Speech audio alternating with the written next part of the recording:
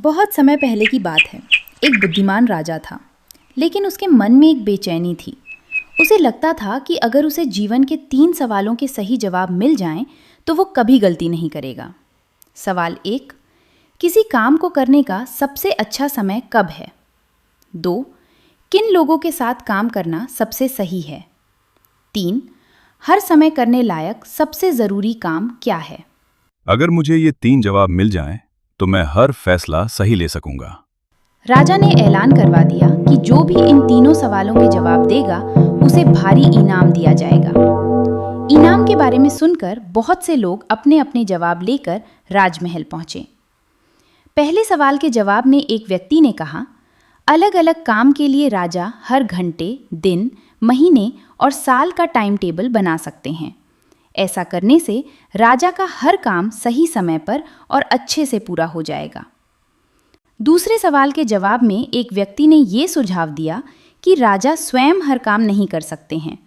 सारे काम अच्छे से हों, इसलिए राजा को बुद्धिमान लोगों की एक समिति बनानी चाहिए। दूसरे ने कहा कि राजा को ईमानदार मंत्रियों की परिषद बनानी चाहिए। किसी ने कहा संतों की, तो किसी ने कहा कि राजा को जादूगरों और तांत्रिकों के साथ काम करना चाहिए। तीसरे सवाल के जवाब में लोगों ने इसी तरह के जवाब दिए। किसी ने कहा विज्ञान सबसे ज़रूरी है और हर किसी को इसी पर ध्यान लगाना चाहिए। किसी ने कहा धर्म, तो किसी ने कहा सैन्य प्रशिक्षण। किसी भी जवाब से राजा संतुष्ट नहीं हुआ। कई दिनों तक परेशान रहने के बाद राजा ने एक सन्यासी के पास जाने का निर्णय लिया। सन्यासी घने जंगल में एक पहाड़ी के ऊपर रहता था। राजा को ये जानकारी थी कि सन्यासी अपनी कुटिया छोड़कर कहीं नहीं जाता और न ही किसी अमीर व्यक्ति से मिलता था। राजा ने एक गरीब का भेष धारण किया और सन्यासी की तलाश में निकल पड़ा। राजा सन्यासी के पास पहुंचा और देखा कि सन्यासी अपनी कुटिया के बाहर बगीचे में मिट्टी खोद रहा है। सन्यासी ने राजा को देखकर सिर हिलाया और अपने काम में लग गया। बूढ़े सन्यासी को मिट्टी खोदने में परेशानी हो रही थी। हर बार फावड़ा उठाते हुए वो बुरी तरह हाँफ रहा था। राजा ने सन्यासी से कहा, मैं आपके पास 3 सवाल लेकर आया हूं। किसी काम को करने का सबसे अच्छा समय कब है? किन लोगों के साथ काम करना सबसे सही है? हर समय करने लायक सबसे जरूरी काम क्या है? सन्यासी ने राजा को सुना, उसके कंधे थपथपाए और वापस अपने काम में लग गया। राजा ने कहा, आप थक गए होंगे, फावड़ा दीजिए, मैं आपकी मदद कर देता हूं। सन्यासी ने राजा को धन्यवाद कहा और सुस्ताने बैठ गया। राजा ने 2 लाइनें खोद दी और अपने सवाल फिर से सन्यासी के सामने रखे। सन्यासी ने सवालों के जवाब तो नहीं दिए, पर फावड़े की तरफ इशारा करते हुए कहा, अब तुम थोड़ा आराम कर लो, मैं खुदाई कर लूंगा। लेकिन राजा ने फावड़ा नहीं दिया। 1 घंटा बीत गया, फिर 2। सूरज ढलने लगा था। राजा ने फावड़ा नीचे रखा और सन्यासी से कहा, मैं आपके पास 3 सवाल लेकर आया था, पर आपने जवाब नहीं दिया। अगर आप जवाब नहीं दे सकते तो बता दीजिए, मैं घर लौट जाऊंगा। सन्यासी ने कहा, क्या तुम उस दिशा में किसी के दौड़ने की आहट सुन सकते हो?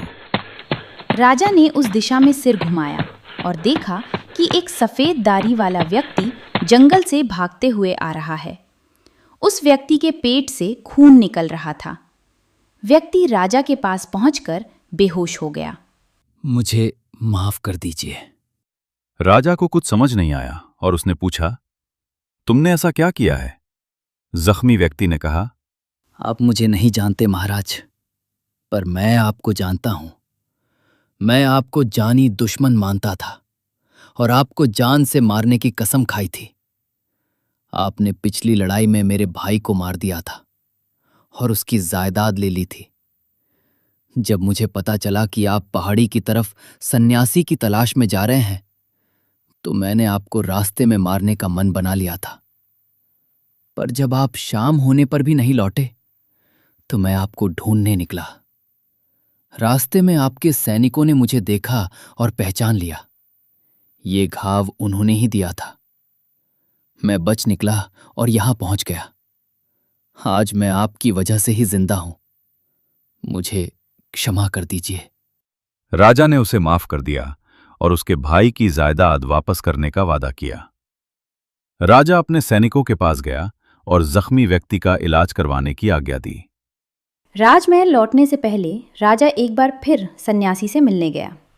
राजा ने सन्यासी को मिट्टी में बीज बोते देखा। सन्यासी ने राजा को देखा और कहा, तुम्हें तो सारे सवालों के जवाब मिल गए। वो कैसे? राजा ने कहा। सन्यासी ने कहा, कल अगर तुमने मेरी मदद नहीं की होती और घर लौट गए होते तो तुम्हारा दुश्मन तुम पर हमला कर देता। सबसे सही समय था जब तुम बीजों के लिए मिट्टी खोद रहे थे। सबसे ज़रूरी व्यक्ति मैं और सबसे ज़रूरी काम मेरी मदद करना। बाद में जब वो जख्मी व्यक्ति की सहायता की, अगर तुम उसे नहीं बचाते तो वो मर सकता था। इसलिए सबसे ज़रूरी व्यक्ति था वो जख्मी इंसान। सबसे ज़रूरी काम था उसके घाव की मरहम पट्टी। राजा सन्यासी की बात सुनकर कुछ देर चुप रहा। फिर उसने हाथ जोड़कर कहा, आज मुझे समझ आ गया कि मैं अब तक जवाब गलत जगह ढूंढ रहा था। सन्यासी मुस्कुराया और बोला, जो बीत गया वो समय नहीं है। जो आने वाला है वो हमारे हाथ में नहीं। जो हमारे पास है वही सबसे महत्वपूर्ण है। राजा झुककर बोला, अब मैं जान गया हूं, सबसे जरूरी समय अभी है। सबसे जरूरी व्यक्ति वही है जो इस समय मेरे सामने है, और सबसे जरूरी काम है उस व्यक्ति की मदद करना। राजा राजमहल लौटा, लेकिन अब वह बदला हुआ राजा था। वो फैसले भविष्य के डर से नहीं बल्कि वर्तमान की जरूरत देखकर लेने लगा। उसके राज्य में लोग सुरक्षित महसूस करने लगे, क्योंकि उनका राजा अब सत्ता से नहीं संवेदना से शासन करता था। और यही 3 सवालों का अंतिम और सच्चा उत्तर था।